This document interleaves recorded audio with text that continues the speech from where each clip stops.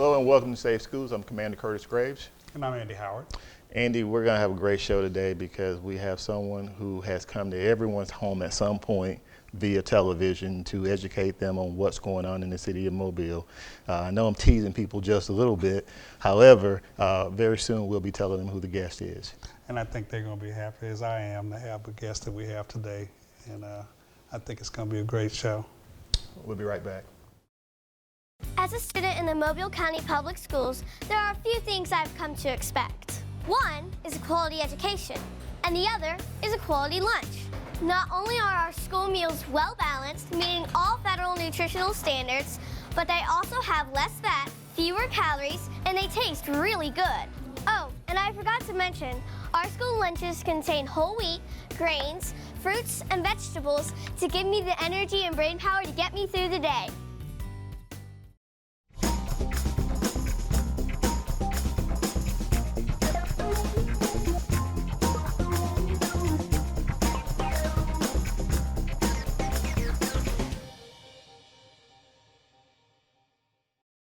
And we're back. Andy, we have Mr. Eric Reynolds with us today. For those who, first of all, everybody should know Eric, but we're going to say Eric Reynolds is an anchor, morning anchor for Fox 10, and he's been with Fox 10 for years. I won't say how many years, I'll let him share all of that. But Eric, welcome to the show. Welcome indeed. I'm very welcome to be here, and thank you so much for inviting me, and looking forward to our conversation today. We are very pleased to have you here. And, you know, as Curtis indicated, you've been in a lot of people's living rooms, and, you know, they know you as the person who delivers the news in the morning, but you're more than just a sound in a box. Yeah. You're a whole person, and I think our audience needs to have an opportunity to learn a little bit more about the man in the box, the voice on the television. So thank you for coming. Indeed, a pleasure. Eric, tell us a little bit about yourself, what you're willing to share with us and our viewers. You're not a native Mobilian, right? Right. I'm another immigrant to the area. And although I've lived in Mobile, which just blows my mind a lot, longer than I've lived in any place in my life. And so, you know, Mobile is home in many aspects, but then at the same time, I have my close contact and roots in Georgia. Okay. Actually, product of an Air Force family at the time of birth. So I was born in Wisconsin, and then after my dad transferred back to the Deep South, started about a year or two in Atlanta, and then down to Albany, Georgia. Albany, and okay. we say down there, Albany. Albany. I was about to correct you. I know they don't refer to it as Albany. That's it, because you know, although it's named after New York's Albany, it is Albany in Georgia. Yes. And so that was for formative years up until about the 4th grade, and then from the 4th grade through my freshman year in college, I lived in Atlanta. So I really came of age in Atlanta, but Albany was always a close part of the development because my both sets of grandparents and many of the older relatives were there. And so I was there every summer, weekends during the school year, and sometimes the vacation periods. And so I claim both because they both had a major impact on me, and especially in my roots in education, because both grandmothers were career teachers. Okay. One elementary school, one high school. My dad even taught for a while in the public schools before getting an opportunity, and I used to hang around with him at the junior high school. We had 2 junior high schools, a high school, and I forget how many elementary schools in the black schools in Albany at the time. And my mother was a career teacher in the college level. So education was always a part of my life, and I'm always amazed to think that I didn't go into education as a profession, but I've always been close to it from a volunteer standpoint and wanting to have an impact, hopefully to be some type of positive influence in the lives of children in our schools. And so what took you into broadcasting? You know, a fascination with electronics. I had an uncle who, my granddad's brother, had a little radio TV shop, and he was more of the, you know, fix-it kind of thing, but always had a fascination about, you know, how does it happen? And you've got people, you know, we're being transmitted around the world right now, and all through electrical and the airwaves, and so I had a fascination with it. And somewhere around my 10th grade year in school, we had our first African-American news anchor in Atlanta. His name was Ken Roberts, and he was a weekend anchor at the CBS station there, WAGA. And I said, you know, I really want to do something like that, because what I saw was the power of the media in changing some of the things for the better in our nation. You know, some of those photographs did something, but then when we showed you the TV picture of some of the things that were happening in the country that we need to change for the better, that really touched people to where some things started speeding up and happening. And I said, I want to be a change maker. I wanted to see what I could do to be a part of that kind of thing. And I saw the power of the media being able to tell a story that would hopefully reach people to the point of helping facilitate good change. At the same time, people being more accepting of people they saw in that role, where we may have all been at that time probably on the bad side of the news, or you may have seen us on athletic events, but otherwise you really didn't see you us. in another role, see you in another dynamic. And Exactly. you know, I was just listening as you were saying that, and it kind of comes to mind that you can't unsee and unknow something that you have now seen and now heard. Exactly. And so that whole conversation speaks to exposing people to things new and different, and going from the unfamiliar to the familiar. And now that, you know, you've been here all of this time, people just take for granted that a guy like you can do what you do. Right, things have really changed because you know, we see the diversity now of who is in this country. And it's not just one group of folk.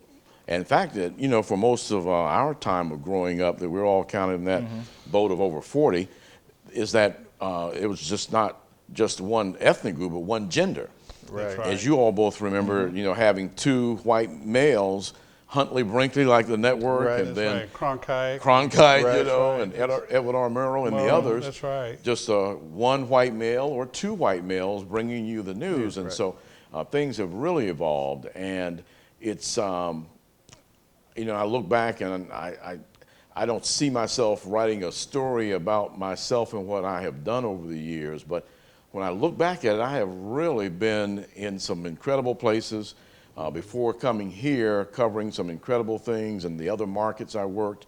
As I mentioned to you all earlier about Hosni Mubarak, as well as Anwar Sadat, meeting and covering them. And I could go down a list of things, and one of the most exciting things for me was riding the Goodyear blimp. You know, it was Wow. an experience, you know. And you know, I want to hear that because I can only imagine how that felt. We're going to take a short commercial break and be right back.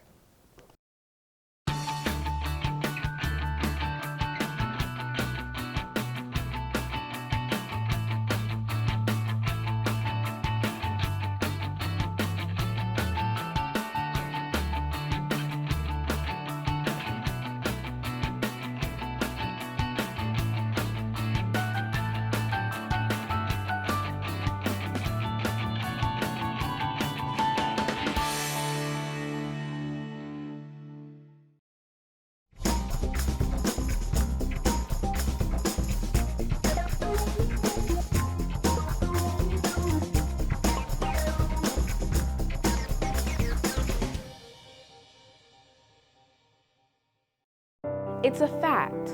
Bullying happens. Bullying can lead to serious physical and emotional pain. But there are some things you can do to prevent or stop it. Stand up for the person who's being bullied. Let the bully know that it's not cool to pick on others. Take action by reporting the bully to a teacher or principal. In the end, when you help someone who's being bullied, you are also helping yourself.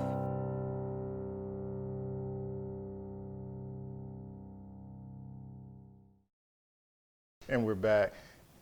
Let's get back into some of the conversation we were talking about before the commercial break, because program is about safe schools, but we know that schools in our community become safer when we educate ourselves and we become more safe. But there's so much history that you've experienced in your career in journalism that I think that it would behoove anyone to just kind of just sit back and take a listen to. So if you will, let's go back and kind of expound on some of the journeys that you've had up till now. Well, I think that school thing has always been a focus for me because of seeing both of my grandmothers in the schools, and my one of my grandmothers was a home ec teacher, Okay. or home ed, I should say, teacher. Okay. Right. Home economics, they called it too, back in the day. And she really got into the lives of her students, because not only would they be in a less threatening environment, because they had the kitchen set up, they had the dining room set up to where they would be able to teach those living skills. Okay. And then the girls would be bringing food items that they had prepared to grandmother's house for the grade and that kind of thing. And so she really had a chance to impact the lives of the young women that she taught for 30-some years there in Albany and at the only high school. So you can imagine the people that went out through that community that had been in her class, because she was the only home ed teacher, and her best friend, my godmother, was the sewing and seamstress teaching those skills. And so these two women had a tremendous impact on that community. So two ladies in a community like that, and I'm a line where you are with this, change agents. Yes, yes. People who impacted other people's lives in a way that their lives were different after knowing them. And that's what, I got a taste of that, and I wanted to be somebody like that. Right. And so, I eventually found that media as my niche, but like I said, saw both grandmothers and my mother, who was a nursing professor, teaching nurses. And I think it's funny, all those years I didn't get a chance to really see these things, but maybe about 5 years or so before she retired, I was up in Virginia, left Mobile, went up there for a program to make a presentation, and I got to see the dynamics that day of what my mother had with these young ladies. And I said, I see it. I mean, the light, how the light bulb comes on, as I had seen with my grandmothers, I saw it with my mother. And she had a relationship and a bond. My mom didn't have any daughters, just two sons. And these were her daughters. And you could see that motherly relationship, but yet teaching some very valuable skills. Right. And she was at she taught at 3 different places. Her last few years was at an HBCU. And so, you have that connection there. In Atlanta, she taught at Georgia State, women going everywhere. So, I wanted to be a change agent from this perspective, of where exposing stories, telling stories in a way that it was hopefully understandable to everyone to see the value of what needed to change or what we need to put some light on. And that- Awareness, and exactly, you used about the flipping that switch. You Yes. can flip that switch in knowledge, but you can flip that switch in awareness. And I think, your perspective has been, that awareness light. So let's pivot to perspective. You got that? Yeah, I got it. There you go. Let's pivot. Okay. It's always funny when I hear that word, Because you come into our living rooms every day, my family room, my wife and I watch you together, and we're listening to someone's perspective on a topic, on a subject. And listening to you now, it really resonates with me as to why you have such a show, because it's educating people from someone else's perspective about something. Well, it's interesting when I look back on my career, which has been over a few decades now. I've always had the opportunity to do a public affairs program. And as you all remember, back in the 70s and 80s, it was a big thing for public affairs programs, and many of them were exposing different segments of the community for the first time getting some dialogue, conversations. And so in every stop except for one maybe, I've always done a program like this, and I had to fight for this time to get one because things have changed to where it's no longer an FCC mandate. It used to be you had to do this. Because they have to, now they choose to or not to. Exactly, and most places don't because they are trying to sell time, and then they have to carry the EI programs, the educational informational programs. So there are very few programs of this type anymore. And I'm very thankful that my general manager and the sales manager and the news director, they got together, and I guess they probably had to petition the corporate to block out that time to do something like this, because it's important, I feel, for you be able to have an opportunity to tell these stories from different sectors of the community, as well as hear more, as we were talking earlier, Andy, about hearing more expansive information, because most of our news stories that you get from the newscast will be anywhere from 30 seconds, sometimes 20 seconds, to some long stories, maybe 3.5 minutes. And you can do justice, but some things need to be, embellished and opened up so you can get a little more air to it. You got to flush it out and put some meat on the bones. And sometimes, unfortunately, in that tidbit of information, which maybe just gives you a taste of what's the whole story. But there's so many layers to it. And one of the things I really enjoy in doing this and watching you do what you do is I'm excited about the stories people have to tell. Right. And if I find it interesting, I believe our audience finds it that's our prayer. That's right. That's right. But that you're able to sit there and engage a person in a real way and get to find that real person. And these people we see in those, like you said, those sound bites, there's no flesh on the bone. You don't realize that's a real whole person. And there are layers to these people that, reveal something that makes us not only interested but attached. You can begin to see yourself in them. And it's hard to do the justice in 10 seconds. It isn't. Yes, it is. So- We're going to take a quick commercial break and come right back. The Environmental Studies Center is a natural sciences education facility designed to provide unique learning experiences. In addition, wildlife rehabilitation plays a vital role each day at the center. Featuring more than 500 acres of rich woodlands, the center affords teachers, students, and the general public an opportunity to experience firsthand the natural environment. Environmental Studies Center. It starts with us in the Mobile County Public Schools. Hello, I'm Renee Phillips, your host of Homeroom. Will you join us as we talk with the students, teachers, and staff about all of the great things happening in our schools? That's right, Renee. Not only are we here to keep you informed about the great things happening in our schools, but to also keep you updated on safety issues. Our show, Safe Schools, looks at ways to keep your child and our students safe. Not only are we looking at ways to keep your child and our students safe, but to keep you informed on how to connect with us. Manténgase informado aquí en Conexión a Padres. And we also score big from pre-K to high school with MCPSS Athletics. And then Inside Education puts it all together for you, showing you the ins and outs about news and events taking place across the Mobile County Public School District. We do this to keep you informed.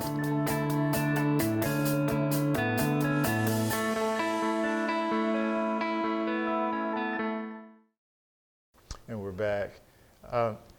Eric, let's talk a little bit about your journey to Mobile and how all that came about. Well, it's an interesting story because even though I was a career broadcaster in radio and TV, I didn't move to Mobile to work directly in the TV station. We actually came down, my wife and I, who also a career broadcast journalist, came down to help a ministry in their communications to publicize marriage ministries so that we could build the stronger communities like you were speaking of. If we can develop those relationships in the home, we hopefully will be able to have a safer home and safer communities. And so we came to do that. But because of our commitment to education, my wife, her dad was a principal, a career educator. Okay. Her grandmother was a career educator, and her sister is still a teacher, educator, and so she's also committed to schools. And so I called down to be asked to be put on your Speakers Bureau list, Right. in hoping that by when January and February rolled around that they might be interested in including us in talking to the kids. And so 2 months passed by, didn't hear anything from anybody in January or February, and then in April, someone from your Partners in Education program called, and they were redoing their presentation to businesses to entice them to support the schools through that vehicle. And so we were asked if we would do that non grata, for the school system. So of course we would. And so unbeknownst to the person who asked us, as well as to us, the person who was doing these tapes for you guys at that time, because you didn't have this, they had sold their business to Channel 10. And so they were working for Channel 10 in some type of subcontractor type deal. Yes. And so we went to Channel 10 to record this program for Partners in Education. Yes. And that's how Channel 10 found us back in the 90s. And so through us giving of ourselves to the schools, I believe the Lord gave us something. And here was the key to it. They hired both of us as a married couple, which we were, and said, hey, you can tell people you're married and use your names and everything. So we were able to, I believe, be a positive, hopefully, image to married couples, because a lot of married couples don't think they could work together. Right. And that's one of the questions we'd always get: how do you guys work together? And so You like each other. exactly. I said, isn't that why you got together? To be together. And we still do. Exactly. And so I believe that we ended up doing what we came to do in a way, but it was a different way than we had expected. I got a takeaway from something from what you just from your story, and I'm going to just pose a question to you related to that. We got parents and students that end up seeing this conversation, and as they listen to your experience, how you got started, how you got here, what would you say to a young person, or even to the parent of a young person, about your journey and some thoughts or motivators in terms of what you would encourage them to consider and what you would say to them about what you would want them to look at? One of the things I always say to schools and students when I go in are the 3 Ps. You got to have perseverance, you got to have persistence, and you got to have patience. And so, focusing on those 3 as a core and a foundation, I've always been persistent, and I've persevered despite, because we all have setbacks, and I always tell kids, you may have to step down a rung on that ladder, but be prepared to climb it again, or you may have to step to the side, and be patient for a little while before you can head up again. And so, but you persevere, you're persistent about it, and you do have that patience to work for that goal. And so I've sort of practiced those things over the years, and I'm very thankful for all the successes. And I was a first in many of my jobs to where somebody looked like me was in that job. And so I know that that was a blessing to be a trailblazer. And then just deciding what you want to do in the industry that you're working in. And I always tell young people, and especially, unfortunately, it's changing a little bit now, but there used to be so many different opportunities, and not everything is in front of the camera. And I loved being a director. That was my forte, I thought, and I thought that was going to be my path, although I made sure I learned how to do everything along the way. Important. And I was blessed to get that on-air job. And I always tell folk, I had a young guy who was, when I was in the Air Force, and he was one of my officers in the office, in the public affairs office, when I came back from overseas. And we went to visit a station, and he told the news director, you need to hire this guy and get rid of that guy you have on the weekend. Now, and these are 2 white guys talking, okay? And I'm sitting there thinking, Really? And so he said, well, I'll give him an audition. I auditioned, and I haven't had a need for a job since then. Oh, Okay, wow. I'm saying? Yeah. And so, but it was, I was in the right place, and somebody blessed me from seeing the work that I was doing in the office to where they spoke on my behalf. And so that gets back to being prepared. And get ready. And get ready, Yeah. and do your best at all times, and opportunities will happen for you. And that's one of the things that we really got to get our kids to focus on again, because we're losing certain groups of them. And it breaks my heart every morning when I'm reading stories and I'm seeing young people in the monitor for not the type of positive things I'd like to see them, and where they're interacting with my dear friend over here, you know. It hurts my heart. And especially when I see people that I know. I mean, I've had situations where I'm reading the news and I look up and I say, oh my God. I know this person. Eric, as a role model, because you are a role model in our community, in the last 30 seconds that we have or so, what do you want to leave our viewers with in terms of persistence and the need to always pursue education? What would you be willing to share? Education, as it was for us coming out of slavery, coming out of segregation and Jim Crow, education has always been an opportunity for us to open the door.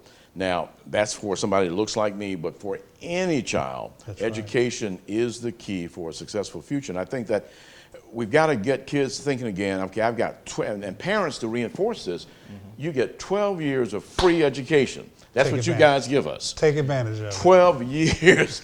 And actually, I guess 14 now, because you're doing K4. So that's right. You've got 14 years to get everything you can get for free to prepare for the next level, which you can get for free also if you perform and do the things you need to do.